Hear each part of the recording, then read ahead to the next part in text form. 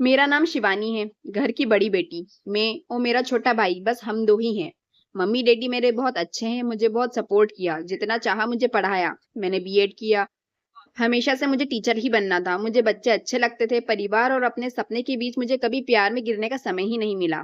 मैं शुरू से ही अरेंज मैरिज चाहती थी। मम्मी पापा जो भी मेरे लिए लड़का देखेंगे वो अच्छा ही होगा। मुझे पता है वो मेरी हाँ जरूर पूछेंगे। अब मम्मी पापा ने मेरी शादी की तैयारियां तेज कर दी हैं।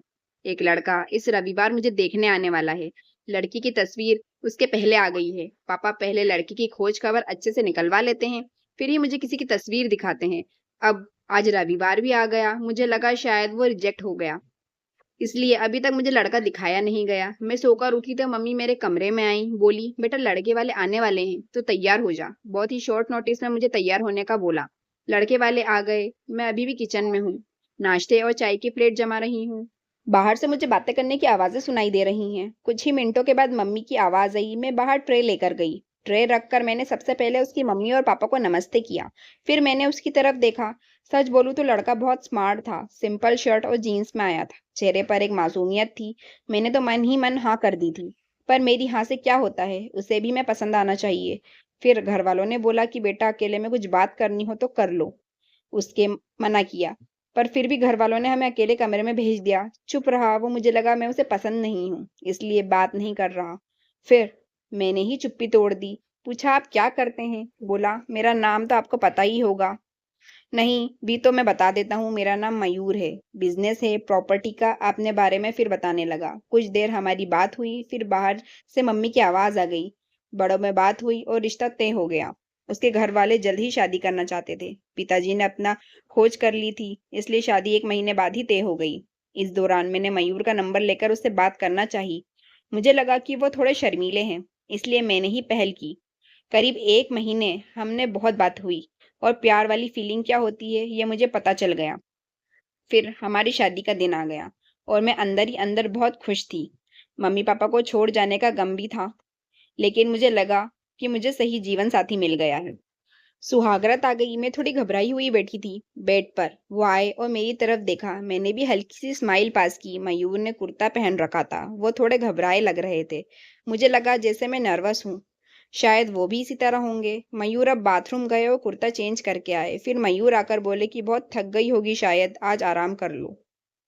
मुझे लगा वो भी थके हैं, इसलिए मैंने ज्यादा सवाल जवाब नहीं किए। अगली सुबह वो बाथरूम में फ्रेश होकर नहाकर और कपड़े भी अंदर ही चेंज करके आए। मुझे थोड़ा अजीब लगा। फिर मैंने सोचा शायद उनकी ये आदत होगी।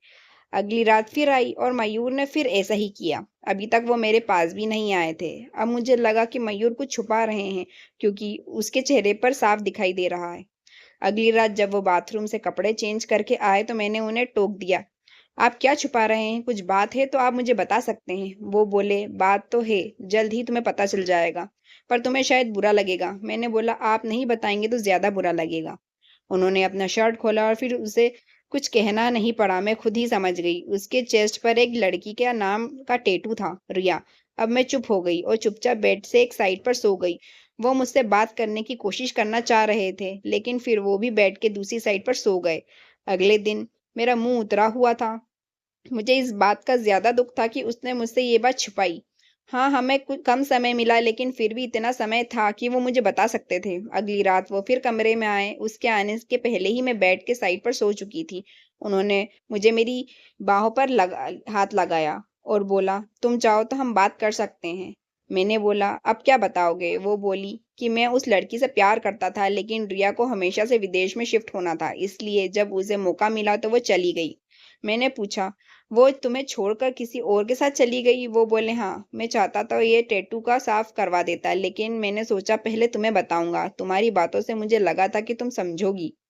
फिर वो चुप हो गए। मैंने बोला तुम शादी के पहले भी बता सकते थे। वो बोले अगर मैं बताता तो क्या तुम शादी नहीं करती? और अगर अब भी तुम जाना चाहो तो जा सकती हो। मैं वही करूंगा जो तुम्हें अच्छा लगे। उस रात मेरा गुस्सा पता नहीं कहाँ चला गया, लेकिन थोड़ा डर भी था, कहीं फिर से झूठ तो नहीं बोल रहे मासूम शक्ल बनाकर। मैंने कुछ जवाब नहीं दिया। लगभग 3 महीने तक हमारी बात नहीं हुई। मैं भी अपने पापा की तरह उनकी परीक्षा ले रही थी। फिर एक रात मैंने उससे पूछा उस लड़की से ज्यादा प्यार करोगे मुझे? वो बोले वो तो उसी रात हो गया था, जब तुमने सच सुनने के बाद मुझे माफ कर दिया था। मैंने बोला, मैंने कब बोला कि मैंने माफ कर दिया? वो बोले, तो अब बोल दो। उसकी मासूम शक्ल ने मुझे उसके गले लगने पर मजबूर कर ही दिया। मुझे सच में अच्छा पति मिला है। आखिर अच्छे लोगों के साथ अच्छा ही होता है।